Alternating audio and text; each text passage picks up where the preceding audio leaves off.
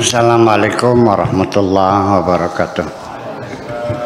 Bismillah tawakkaltu 'ala Allah la haula wala quwwata illa billah asyhadu an la ilaha illallah wa asyhadu anna Muhammadar Rasulullah.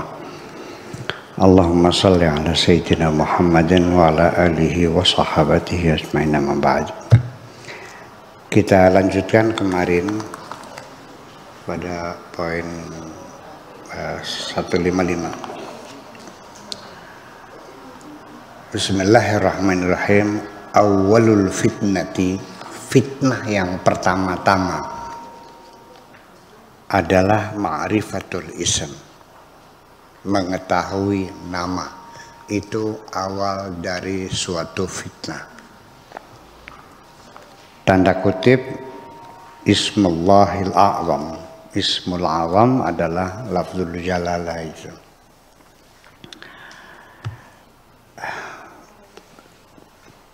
Saya ingin ngasih pendahuluan dulu supaya kira-kira nanti ini soalnya bahasanya bahasa isyarat semua ini. Iya, bukan bahasa verbal, bahasa sastra ya, ini bahasa isyarat, letupan-letupan dari kalbu seorang yang sudah mengenal Tuhan. Pada suatu hari ini cerita. Kalau kita anggap sebagai mitos boleh lah, nggak apa-apa mitos, sampai sebagai cerita saja. Seseorang itu setelah sekian lama dia belajar benar mencari Tuhan, akhirnya sampai juga. Berhasil lah dia mengenal Tuhannya. Termasuk Ismul A'zam yang dia cari itu juga ketemu akhirnya. Sehingga dia bereksperimen. Sekarang akan ku coba bikin patung kucing dari tanah.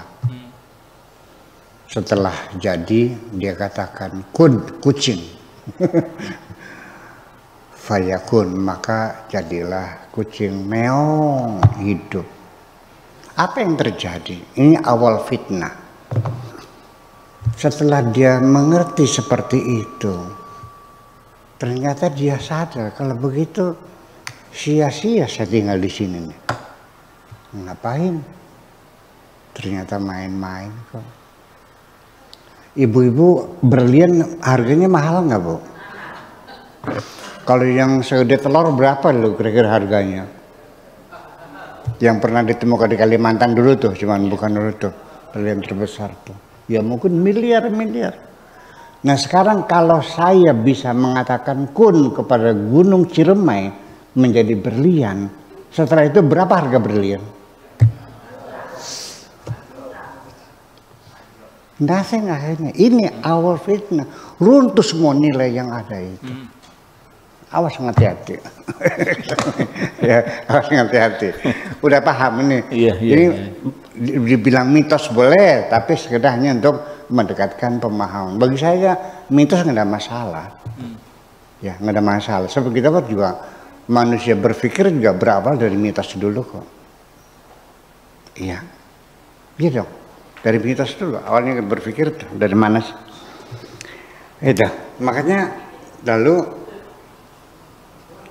ana ada in afnaitu minka ma yatlubul isma.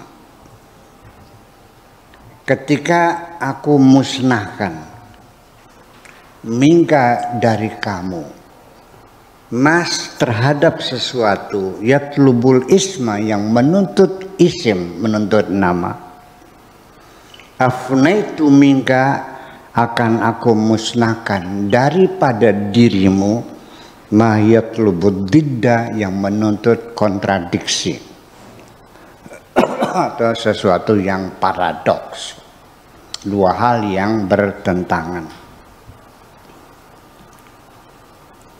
Li'anna man yatlubul isma, karena siapapun yang menuntut isim nama, qad asyraka ma'allah, berarti telah mensekutukan Tuhan dengan yang lain. Dia ada apa? Matluban akhar, dengan sesuatu yang dituntut yang lain. Nah, ini artinya bahwa nama, simbol, pangkat, status sosial ini kan melekat pada kita. Nama itu bukan zat. Nama saya Abdul Syakur Yasin, yang dikenal Buya Syakur. Itu nama. Tapi itu bukan saya loh. Saya ini yang ada di dalam diri saya ini. Ya. Seseorang berpangkat jenderal, kita hormati. Yang kita hormati sebagai manusianya itu sebagai jenderalnya. Ini kan berarti ada dualisme. Paham nggak kira-kira? Bisa bedakan. Begini.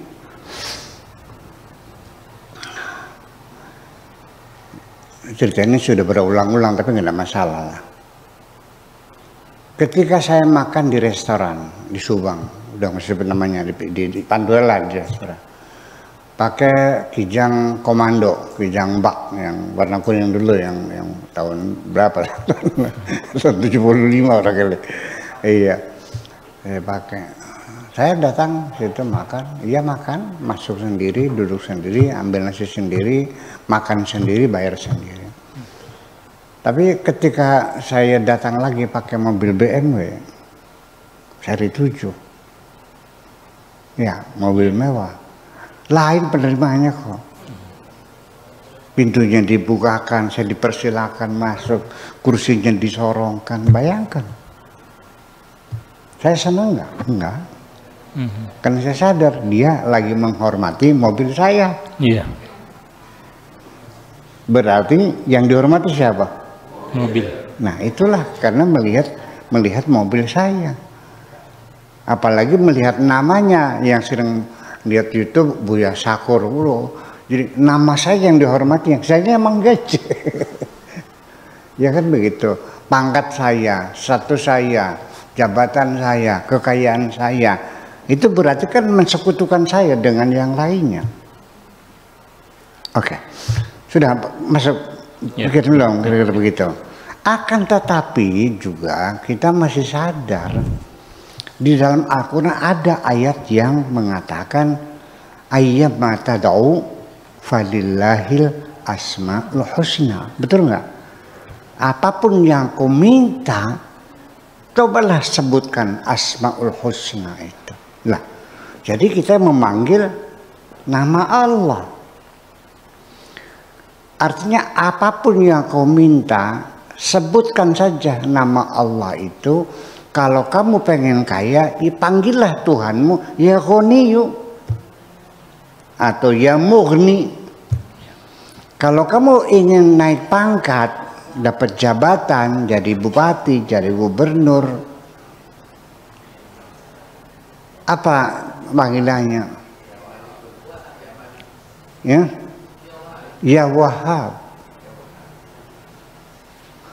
Kalau ingin disayang, dikasih orang ya Rahman, ya Rahim. Kalau minta rezeki, ya Razak. Kalau begitu manggil nama juga dong. Nah inilah maka ayat ini juga perlu ditafsirkan. Ya, memanggil nama itu bukan nama yang kita minta, tetapi zatnya yang kita minta. Iya kan? Nah, jadi nama, lalu kita sekarang bergeser lagi dari sisi perspektif linguistik, bahwa nama itu dari sisi perspektif linguistik itu sangat penting sekali. Nama sangat-sangat penting sekali. Apapun di dunia yang wujud terlihat atau berupa konsep-konsep, terma-terma keilmuan, dari sisi terminologinya itu harus diberi nama. Untuk apa? untuk membedakan dari yang lain. Ini orang tanpa nama, bingung nggak? Bingung. Supaya bisa dibedakan dengan Kang Maman, dengan Kang Beno, dengan Aas, dengan Haji Fuad dan sebagainya, maka ini orang harus diberi nama, namanya Pak Afkar. Kalau tidak ada namanya, ya bagaimana cara memanggilnya? Ya. Ketika saya panggil Pak Afkar, saya bukan memanggil nama Pak Afkar, memanggil jati diri, memanggil pribadi Pak Afkarnya yang namanya Afkar. Begitu berbeda sedikit saja suatu benda materi yang fungsinya jelas untuk minum, ya kita kalau minum pakai gelas itu namanya gelas. Tapi karena gelas ini bermacam-macam bentuknya, ya harus diberi nama berbeda dong, supaya membedakan.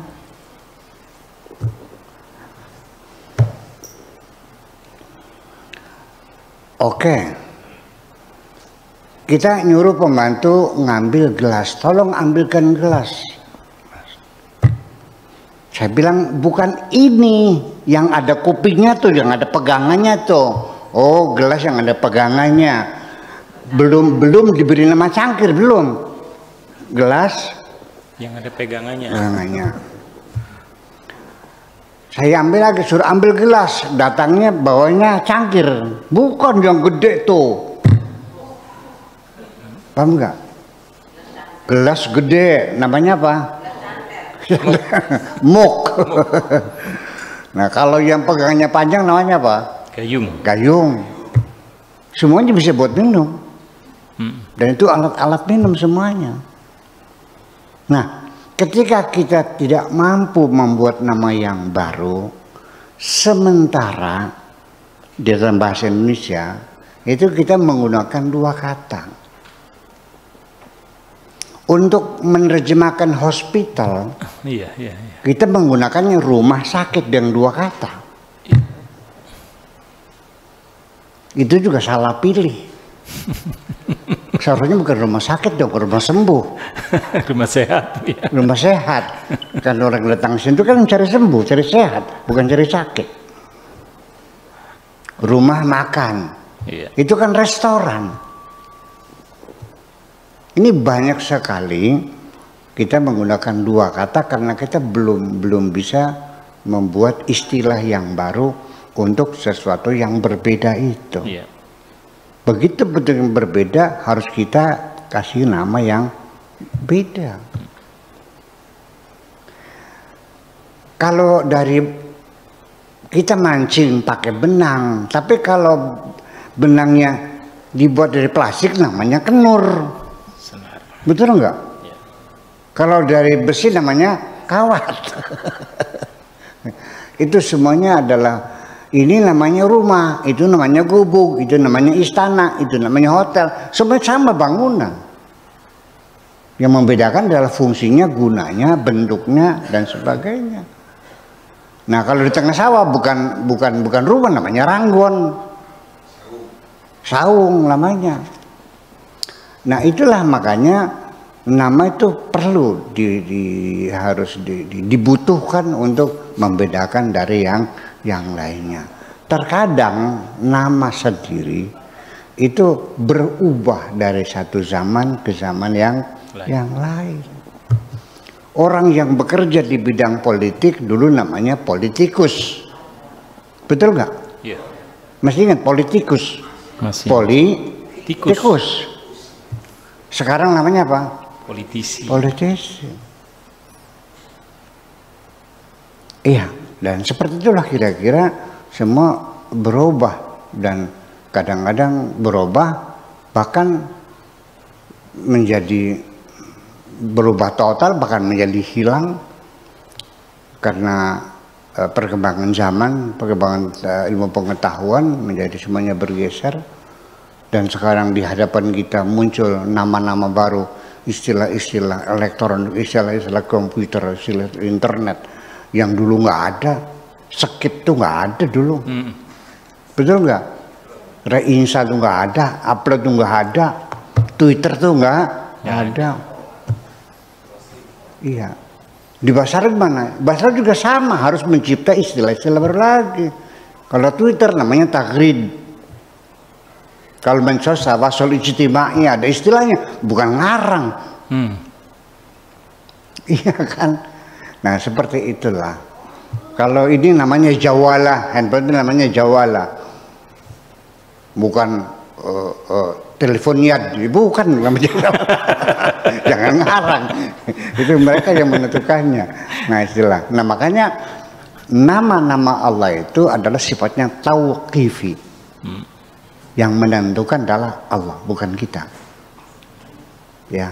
Nah, disitulah nanti bedanya Ismullah dengan Ismul Asmaul Husna itu beda.